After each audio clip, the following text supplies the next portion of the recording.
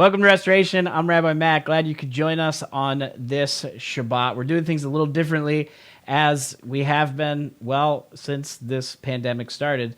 It seems like we've had to do things differently every week. I mentioned the last few weeks that the North Seattle Church is in the beginning stages of renovating the sanctuary.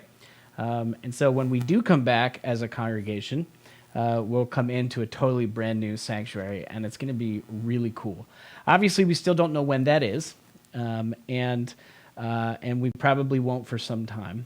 And I know there's a lot of angst for people in wanting to get back together. And believe me, I and our elders and our leaders all feel the same way. We would love to be together, but we're going to continue to not meet together in person, to care for those who are most vulnerable in our community and try to help the best we can with stopping this pandemic from people continuing to get sick.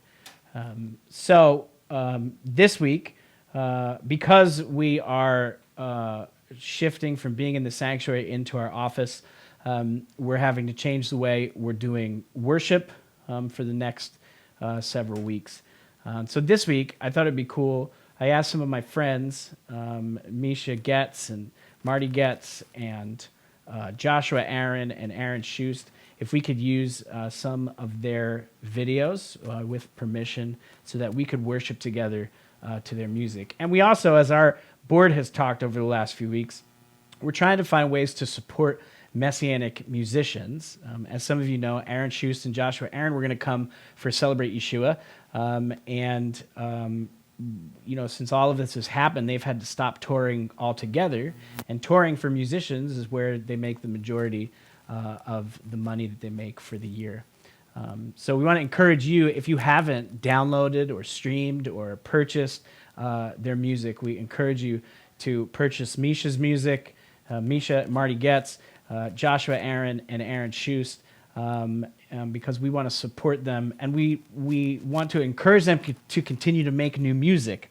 So in doing that, we're going to watch a few songs from them. And I want to encourage you. I know it's super awkward and it feels weird. I don't know when you're actually watching this, if you're watching it on a Saturday morning or during the week, but I want to encourage you, as I am actually speaking about worship following the music, to find ways, if you have to move furniture, if you have to stand up, if it has to be a little awkward, just find some space to actually sing along with the music and not just scroll on your phone and sit there and not really pay attention, but actually use this opportunity to sing together with all of us who are singing while we're all watching from our homes.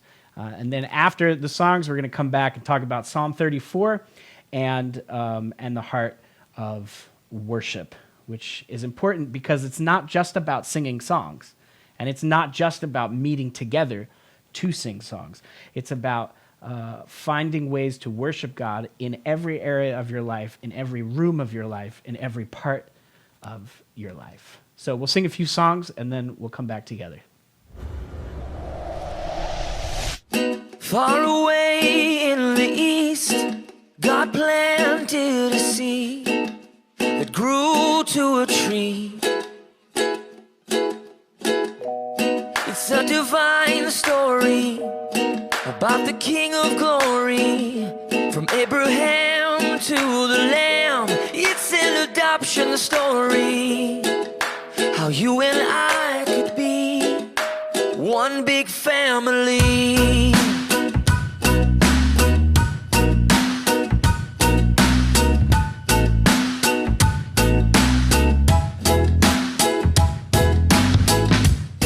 Like the stars in the sky, like the sand in the sea, sisters and brothers joined to the family tree.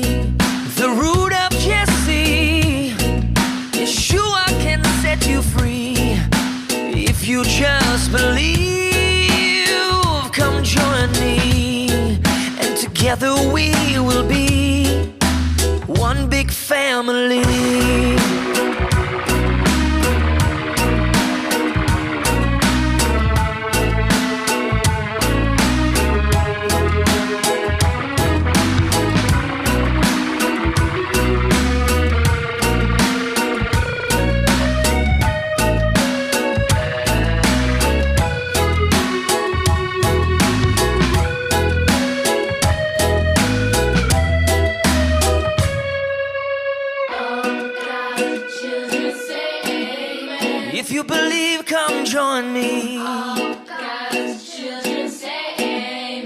grafted into one family tree.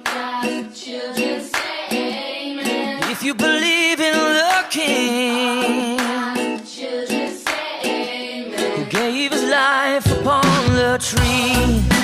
Children say amen. Children say Amen, amen, amen, amen. children say amen. Children say Now I hope that you can see we're one big family.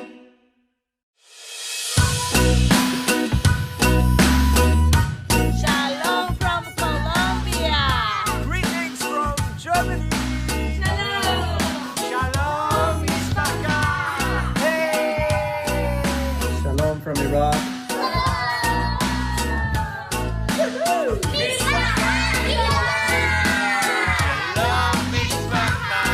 Suele Coca-Cola y allá Guarí.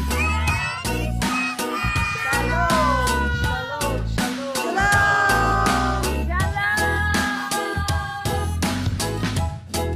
And together we will be one big family.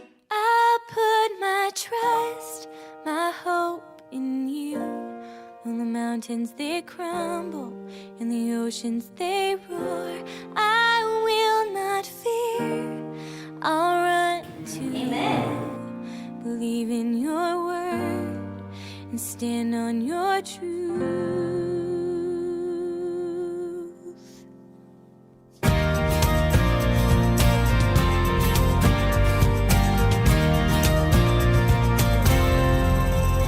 When the weight of the world has me down and my spirit is overwhelmed, when the darkness is all I can see and I fall, you carry me. For you sustain all who call on your name, Lord. My heart and my soul cry out. I'll put my trust, my hope in you. When the mountains they crumble and the oceans they roar, I will not fear. I'll run to you. Believe in your word and stand on your truth. For you are good. For you are good. I'll remember all that you've done and declare you're the faithful one. How you sought me and taught me your ways. You're my refuge, my song, my praise. Oh, for you sustain all who call on your name, Lord. My heart and my soul cry out. I'll put my trust, my hope in you. When the mountains they crumble and the oceans they roar, I will not fear. I'll run to you. Believe in your word and stand on your truth. For you are good. For you are good.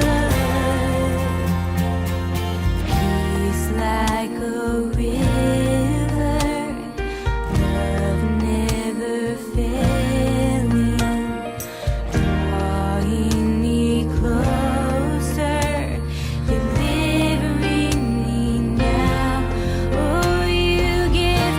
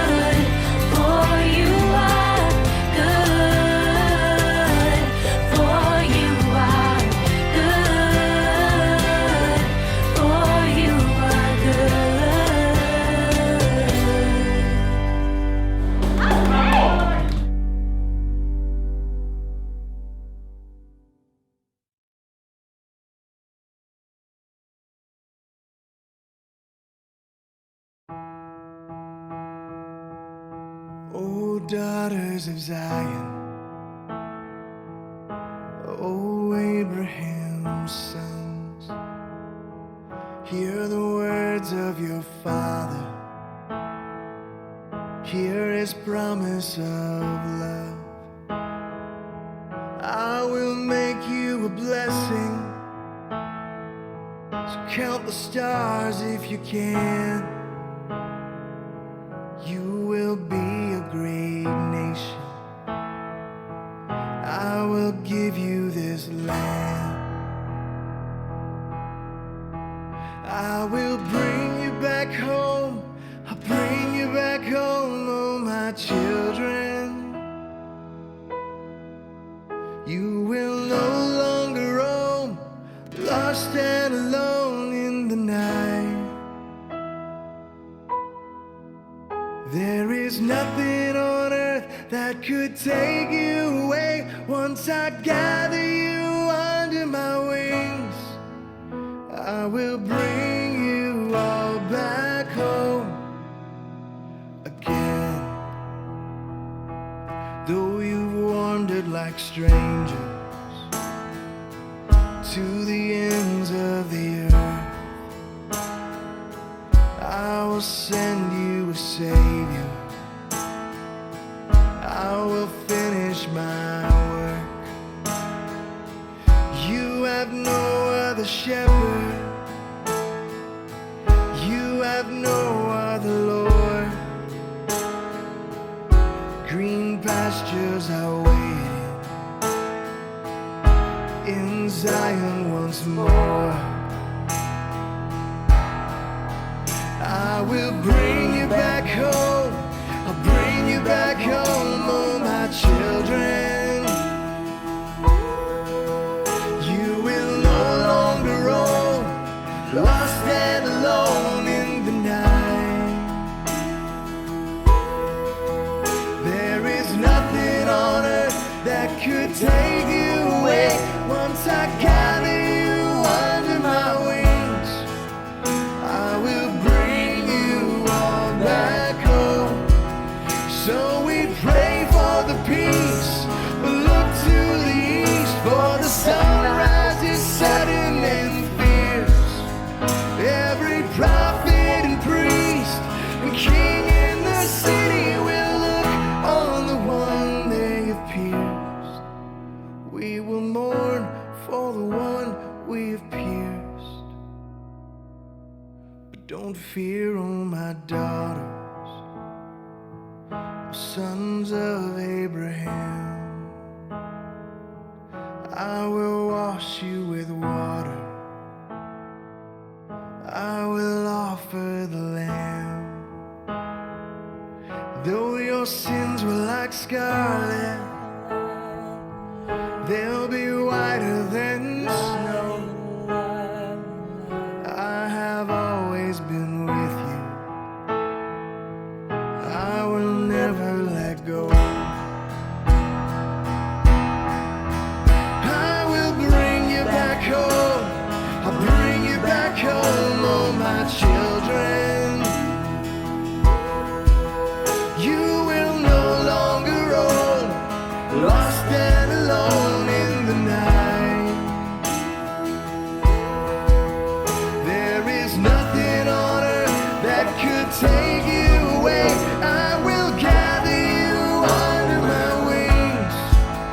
I will bring you all back home. Oh, I will bring you all back home again.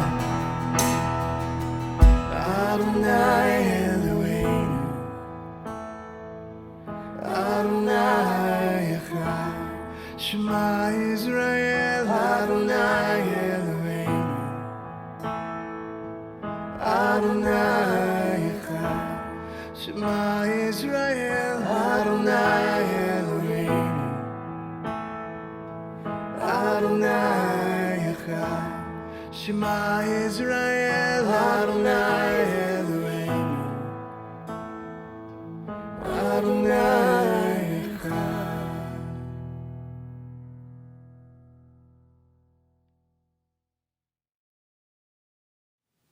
Today we're talking about the heart of worship. I know when you think about worship, when I think about worship, we think about being in a big room together, lifting our hands. Somebody's on stage playing music, bands on stage playing music, and we're singing songs together and worshiping.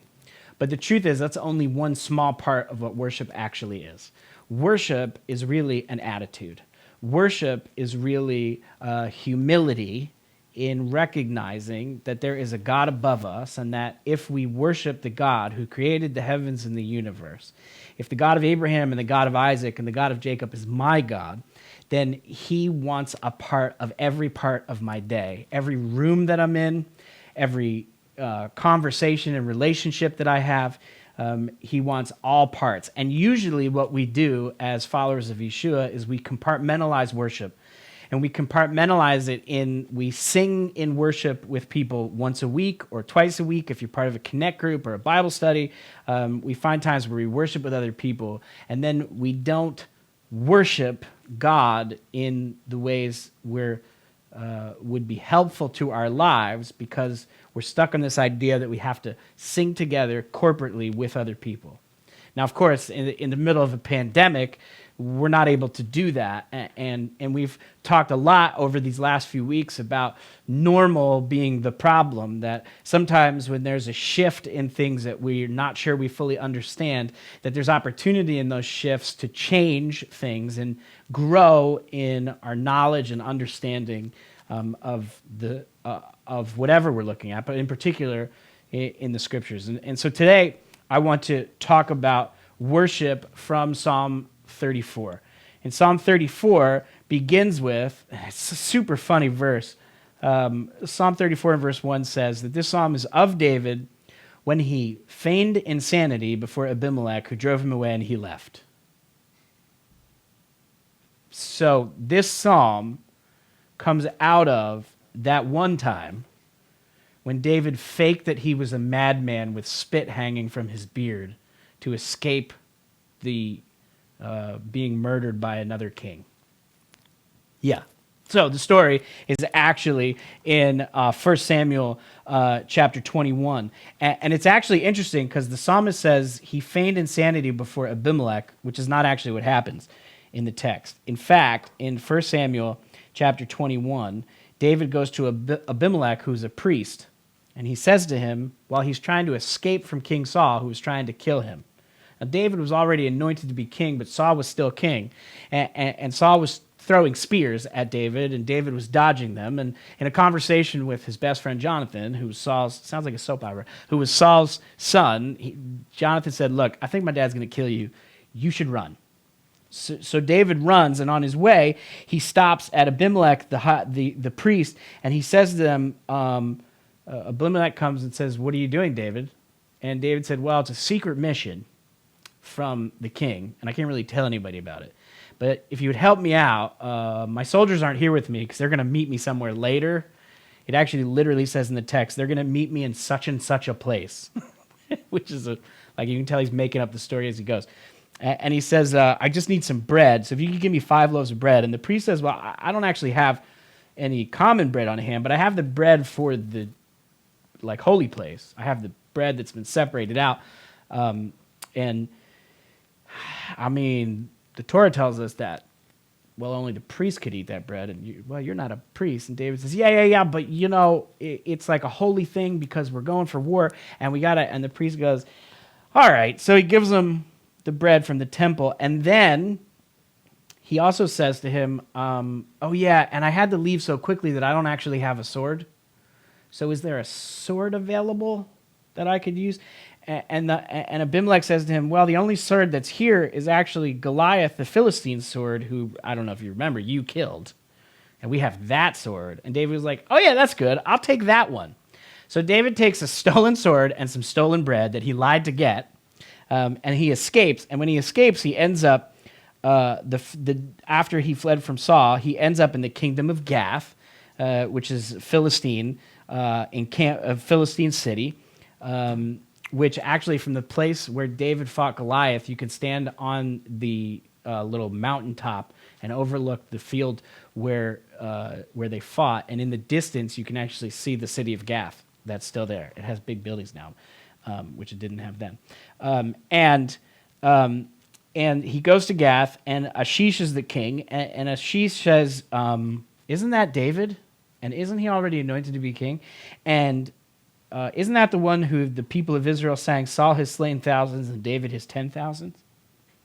And it says in 1 Samuel 21, verse 13, it says, David took these words to heart, and he became so afraid of King Ashish of Gath that he changed his demeanor before them and acted like a madman while in his hands, scribbling on the doors of the gate and letting saliva, the King James says spittle, letting the spittle run down his beard. And then Ashish said to his courtiers, look, we can see this man's insane. Why did you bring him to me? Do I have a shortage of crazy people that you've brought this crazy person on me? Sounds like a Messianic synagogue. And he said, is this one going to come into my house? And so it says, then David walked from there and escaped and went to a cave. And it was in that cave that all these people, it says his brothers and his father's house and anyone who was in distress and anyone who was in debt and anyone who was embittered rallied around him and he became their leader. And there were about 400 men there. And all of that is the start of David becoming the king of Israel. He lies to get bread. He lies to get a weapon. He acts like a crazy person to escape being killed by a king, and then meets his men, and then eventually becomes king. And that's the background to this psalm. So when David writes Psalm 34, it says, of David, that one time when he acted like he was crazy and got away with his life. And you're like, oh yeah, that time. I love that time. And it says in verse 2, David says, I will bless Adonai at all times. His praise is continually in my mouth. My soul boasts in Adonai. The humble one hears of it and rejoices. Magnify Adonai with me, and let us exalt his name together. I sought Adonai, and he answered me, and he delivered me from all my fears. Actually, I acted like a crazy person, and spit was coming out of my mouth, but then God still delivered me. And they who looked to him were radiant, and their faces will never be ashamed. And this poor man cried out, and Adonai heard and saved him out of all of his troubles. The angel of Adonai camps around him, and those who fear him, and delivers them. Taste and see how good Adonai is. Blessed is the one who takes refuge in him. Fear Adonai, his holy people, for those who fear him lack nothing. And then at the end of the psalm, it says, the eyes of Adonai are on the righteous, and his ears are attentive to their cry. The face of Adonai is against evildoers, to cut off memory from the earth. The righteous cry out, and Adonai hears and delivers them from all their trouble. Adonai is close to the brokenhearted, and he saves those crushed in spirit. And many are the distress of the righteous, but Adonai delivers him out of them all. Now, we're not trying to escape a mad king. We're not stealing bread to feed ourselves, to take the sword of the giant that we killed, to go to a Philistine king who then we act like we're crazy to get out of that situation so that then we can become king that we were anointed to be of Israel. It's not your story. I mean, if you think it is, well, we should probably meet together. But over Zoom would be better for me at this point. But if you meet together and have that conversation. But most of us don't believe that that's our story. But we're certainly dealing with fears. We're dealing with trouble. We're dealing with all of us being brokenhearted. We're dealing with being crushed in spirit. Many of us are in distress, and we're calling out to God, and we're asking him to save us. But Adonai delivers him out of all of them. That those who call out to the Lord, the righteous who cry out, and listen, we're all sinners. We're not righteous.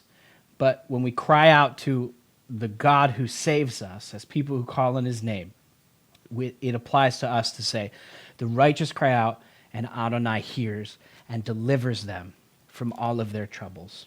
And I know, listen, I have some days in this pandemic where I have some really great days. Let's call it hour by hour. I have some really great hours, and then I have some awful ones. I have some times where I think to myself, man, I am a great preacher. And then I have the thought of, I'm not sure I should be preaching at all. Like we all struggle with a balance of these things in our lives, that God calls us to more than what we're doing. And we don't feel like we're able to actually do all the things that God has called us to do. And some of us struggle with a sense of insecurity in, I really couldn't do it even if God gave me everything I was able to do. I'm not good enough to do it. And some of us think we're too good for God to actually use us. And worship starts with humility. And David says, my soul boasts in Adonai, Psalm 34 and verse 3, and the humble one hears of it and rejoices. And there's a humility that happens in worship, which is not just the singing of songs when we're together, but worship is a recognition. In fact, I was reading this book this week by A.W. Tozer called The Purpose of Man. And the purpose of man is we are designed to worship. And so he talks about this. I think this particular book was written in 1957. And he gives kind of a definition of worship. He says, worship is to feel in the heart and express in some appropriate manner a humbling but delightful sense of admiring awe. Worship is to feel in our heart and express in some appropriate manner a humbling but delightful sense of admiring awe. The whole idea of worship of God is to be able to say, there's no God like you. In fact, there is no other God. There's only one. And the God we believe in, the God of Abraham, the God of Isaac, and the God of Jacob, is the creator of the heavens and the earth. He's the one that separated the water from the land. He's in control of all things. He set the sun and the moon and the stars in their order to operate the way that they do, to govern over the day and to govern over the night.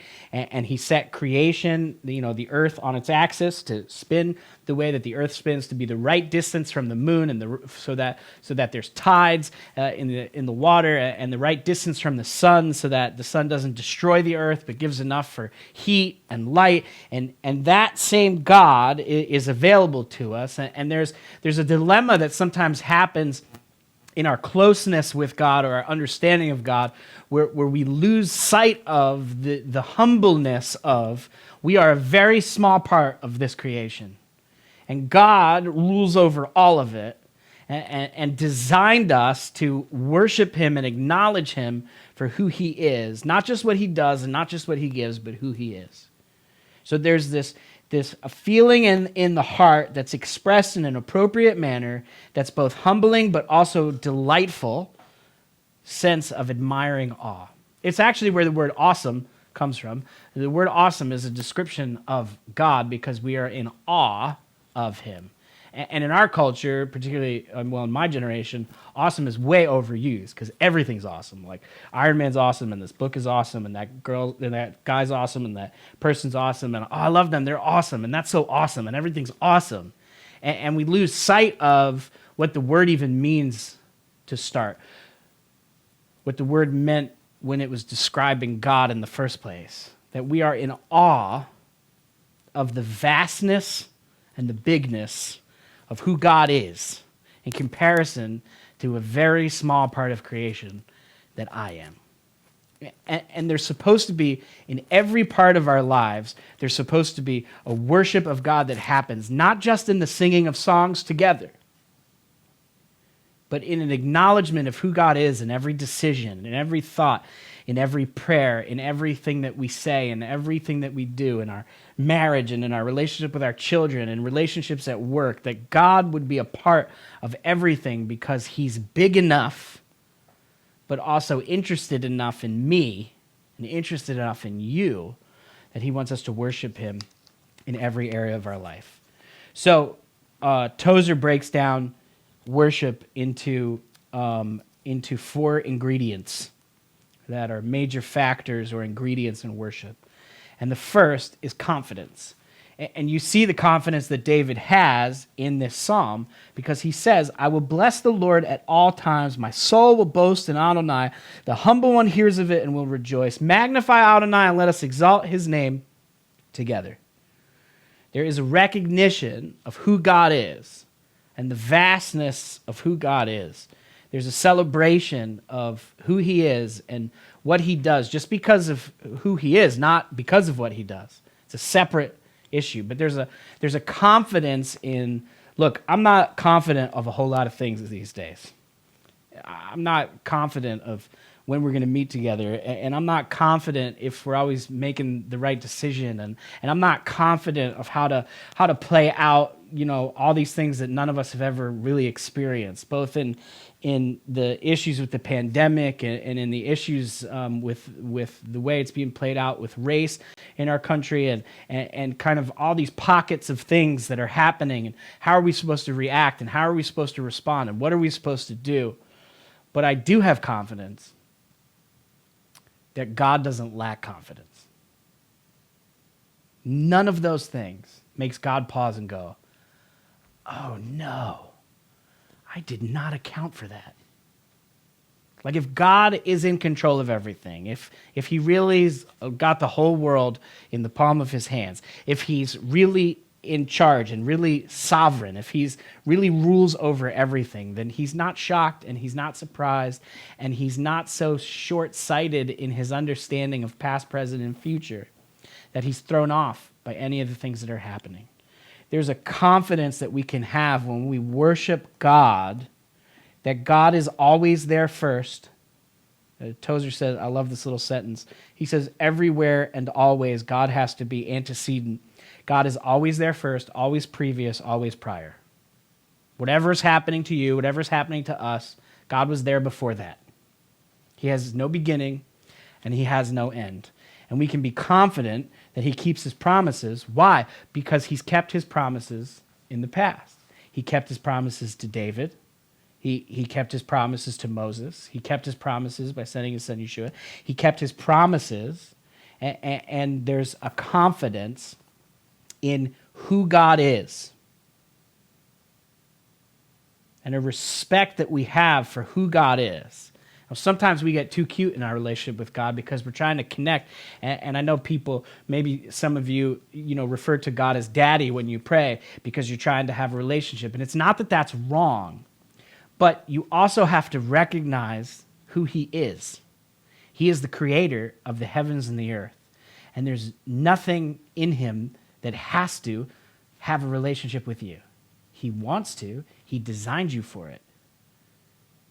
But he is anything good comes out of his mind and out of his design and out of his creation. There is an awe, there is a respect, there is we're not talking about like a high church model where there's we have a giant cathedral to help us understand how big God is, or it's too extreme because it loses some of of our personal connection with him. But in a lot of our spheres, that we're used to running in, or that many of you grew up in, it's the opposite of that. It's like it's all taught and based on this very close and personal relationship, and we lose sight of who God is, that there's a confidence in who he is. The second ingredient for worship is admiration. And admiration is this idea of we admire God not just for what he's done, but for who he is. That one author said there's kind of two kinds of love that are taught: the love of gratitude and the love of excellence. And the love of gratitude is what Tozer calls Santa Claus Christians. And Santa Claus Christians are the ones who are waiting for the gifts under the tree. Like, we thank God and we're grateful for my beautiful wife and my wonderful children and my car and my job and my house, and we're grateful for those things. And those are good things. We should be grateful for what we have. But too many believers in Yeshua stop there, and they don't get to what he calls the love of excellence. And the love of excellence is this higher form of love that loves God for his presence so much that we don't want to rush out of it. And we want to find times to be in his presence and get stuck there because it's so excellent and it's so amazing and it's so gratifying. I took a couple times in this week just to sit and pray and listen to music and read books and read the Bible and just read about the things of God. And I was reminded in reading this how unbelievable and amazing and excellent the God that I worship is. And there's an admiration that happens in real worship. There's a confidence in who God is. There's an admiration in how amazing even if he didn't give me anything, the word in the Passover Seder is dayenu, it would have been enough. God is enough all on his own. He didn't have to do anything for his people, and it wouldn't diminish his excellence at all. But we're grateful for the things that God has done, but then there's this other level of worship or this other level of love where we admire who God is and the knowledge that our hearts can be lifted into the excellency of love and admiration that only God deserves. And you know what it is to admire someone. You have people in your life, maybe a parent or a teacher or a movie star or an athlete. There are people that you admire for different things. But there's an admiration for God that only God deserves, because any of the things that we admire in creation, he put there. The third ingredient of worship is fascination. And it's this idea that Tozer says to be fascinated is to be struck with astonished wonder at the inconceivable elevation and magnitude and splendor of God. That there's this fascination with who God is and what God has done, and that our fascination never ends. And David is stuck in the beginning of this psalm. He's stuck in this idea of admiration. He says, "My soul boasts in Adonai, and humble one hears of it and rejoices. Magnify Adonai with me, and let us exalt his name together. Because I sought the Lord, and he answered me, and he delivered me from all of my fears." I'm on Facebook and Instagram like many of you, and I don't know if any social media actually rescues us from our fears. I think generally the things that we're reading and the things that we're hearing are actually making us more afraid. Whichever side of aisle or whatever side of anything you're on, there's so many people sharing all these different conspiracy theories of where this might come from and where this really was and who actually did it and who did this and who did that and who's doing this to, bring us into a place of somebody's trying to make us submit to a form of government that you don't like, or a form of religion that you don't like, or somebody's attacking the religious people. And look, all of those things may have an element of truth in what's currently happening. But the only one that's actually going to deliver you from your fears is the God who designed you and formed you in your mother's womb. And there's this fascination that we're supposed to have with being in his presence and admiring him for who he is and having confidence in who he is. And the fourth component of worship is adoration. And adoration is to feel, to love with fear, wonder, yearning, and awe. It's this design of God that when we find ourselves in his presence, whether we're in a building worshiping with other people, or you're standing in your kitchen, or you're sitting at your desk, or you're playing catch with your kid, or you're doing all the things that you do in your life, that there's an adoration that we can have where we have this, like, to love with fear, wonder, yearning, and awe. And the truth is, adoration cannot be conjured up by people. It can't be conjured up by worship leaders. It can't be conjured up by preachers. Adoration can only be put into your heart for God by the Holy Spirit. And it's this idea that God, in my adoration of God, I can have ownership and call him my God, which David does over and over again in this psalm and throughout all the Psalms. He is my God. Magnify Adonai with me. He is, we say the old idea from the Talmud is the reason why we say God is the God of Abraham, the God of Isaac, and the God of Jacob. We don't say he's the God of Abraham, Isaac, and Jacob. We say he's the God of Abraham, the God of Isaac, and the God of Jacob. And the reason why we've been saying it that way in Judaism for all the time, the first place is in the book of Exodus where it's used. But the reason why it's said that way is because each person had to make God their own God.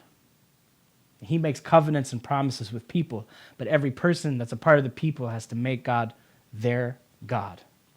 And I know there's frustration. There's certainly frustration for me in when is this thing even ever going to end? Like, when are we all going to be able to just be together again and do the things and worship God the way that we've worshiped God? And I know there's other states and other, congregations in other states that are suing state governments because they don't want them to sing because of the spread of the virus, and people are suing for religious freedom. And I get all the sides of that. But I also think we miss the point. It's not that it's not important to meet together. It is. But in a time like this and in a pandemic like this, which none of us have ever really faced, it's an opportunity for us to become people who also worship in every other area of our life. And Tozer, this was really the part that struck out to me the most. And there's an opportunity in hearing what I'm about to read to you to hear it as guilt and condemnation, like we can never do better, or I'm such an idiot, why couldn't I get this? And that's not the heart of it, but it is strong, and I think it's strong intentionally. He says, if you're not worshiping God in all your life, then you're not worshiping him acceptably in any area of your life. You are not worshiping right in any place until you're worshiping God right in every place. If you cannot worship him in the kitchen, then you cannot worship him audibly in church, or for us in synagogue. And he says earlier, God is not present in our congregational meeting any more than he is present in your home. God is not here any more than he is in your factory or in your office. And the truth is, if God is not in your factory, if God is not in your store, if God is not in your office, then God is not in your congregation when you go there.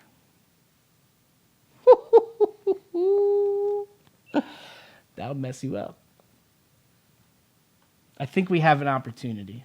You and I have an opportunity in the middle of this pandemic to become people who come to a true heart of what worship actually is, and allowing ourselves to be confident in who our God is, to have admiration for who he is and what he's done, to be fascinated with who God is, and how even in the midst of all these kind of awful and difficult and terrible things, that God still knows what he's doing. And we might not understand it. We might not understand until after some of it's over. But I'm fascinated by the idea that God's not thrown off by any of it. And it brings us to adoration, which helps us to feel and to love with fear and wonder and yearning and awe, to be in God's presence as often as we can be in it. You know, we find it easy, especially with the availability of technology now, right? We always have something to do, even when we're bored. Because we pull out our phone and we go into social media and we have shows to watch and we have movies to watch. And even though theaters are closed, like, movies are still coming out on Netflix and Apple Plus and Disney Plus and all the other pluses. Like, everything is, there's just all this information available. There's all these other things to do. And all of those things, none of those things are bad. They're all good things.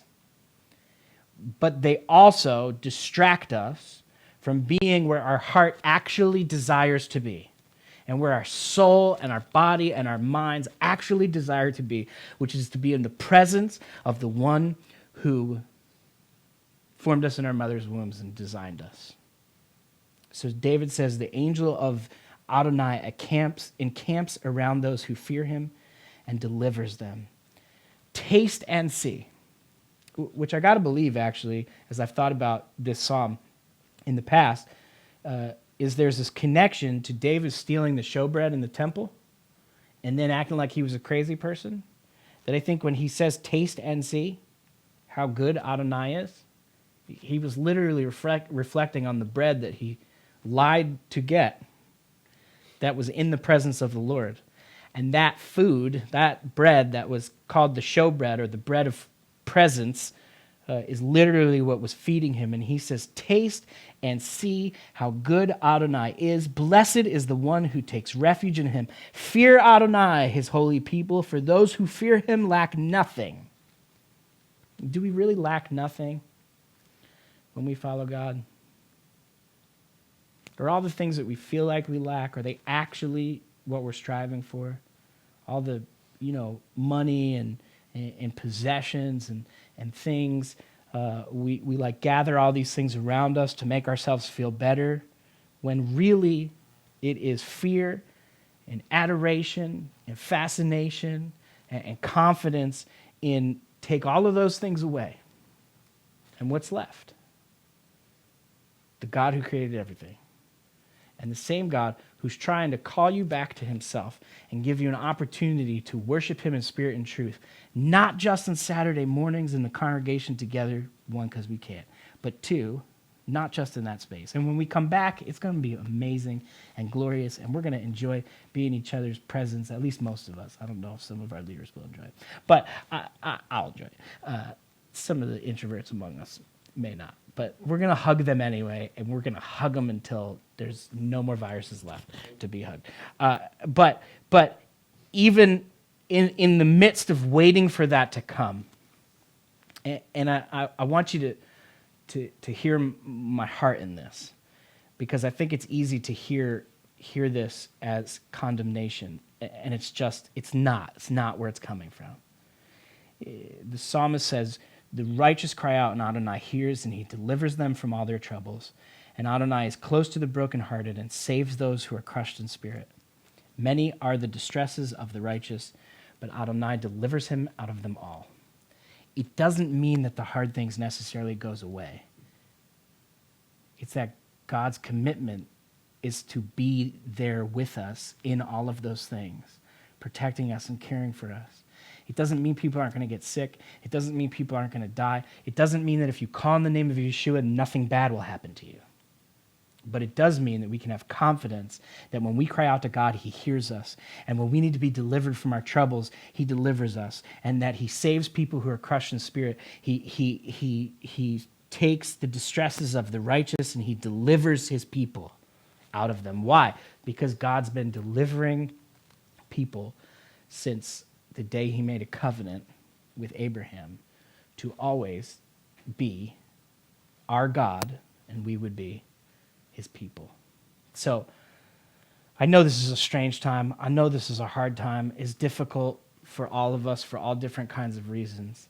But I really do believe that this is an opportunity for us to worship God in spirit and in truth and allow his presence into all the parts of your life that you haven't allowed him in yet. And some of you received the Lord years ago, but not a whole lot has changed. And part of the reason why things haven't changed is because there's areas of your life that you're not allowing the presence of God into. And some of you are new to faith or getting ready to kind of jump into faith because you haven't yet. And I want to encourage you even from the very start, you could give every area of your life to God. You can invite him into every part of your day, into every decision that you make, into every turn that you make on the road, into every email you send, into every conversation you have, in every Zoom conversation you have, in every area of your life, in your marriage, in your relationships with your children. We are looking to God and asking him to help us spend time in his presence. So when we spend time in his presence, when we step out of his presence, we're still experiencing an overflow of God's love for us and for the people around us. There's a lot of anger happening in our country right now for all different kinds of reasons. And followers of Yeshua just don't have to be angry. And the reason why we don't have to be angry is because we have confidence that our God is not surprised by anything. We are fascinated by his sovereignty and by his grace and by his love and by his mercy. We adore him with everything that we have because he is so good and so amazing. And we trust that even in the most difficult of circumstances, he will not leave us. And we don't have to leave the people around us because we have opportunity to show people what it means to have peace and joy and hope. It's not that we don't have fears. It's not that we don't have troubles. It's not that we're not brokenhearted and that we're not crushed in spirit. We are all of those things, just like everyone else. But we also fear Adonai and trust that he will deliver anyone who calls on his name from their troubles. Taste and see how good Adonai is. Blessed is the one who takes refuge in him.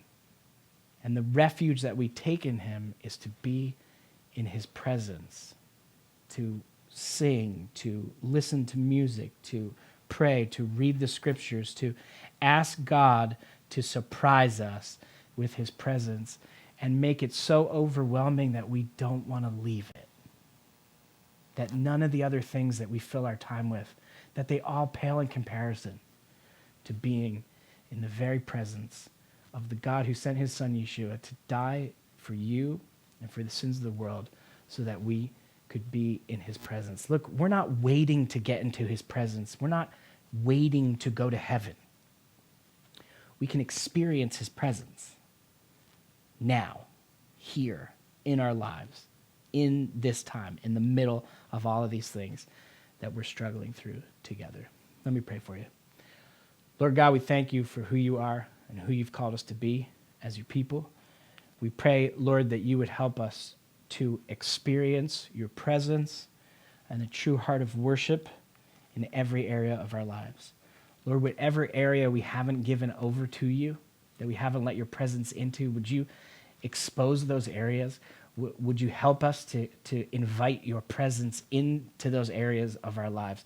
And would you help us in their troubles and in our brokenheartedness and in our being crushed in spirit? Would you remind those who are experiencing those things that you save, that you deliver, that you hear our prayers and you hear our cries, and that you respond by allowing us to go into your presence. Because verse 16 says, the eyes of Adonai are on the righteous, and his ears are attentive to their cry. Lord, help us cry out to you and experience your presence in new and fresh ways.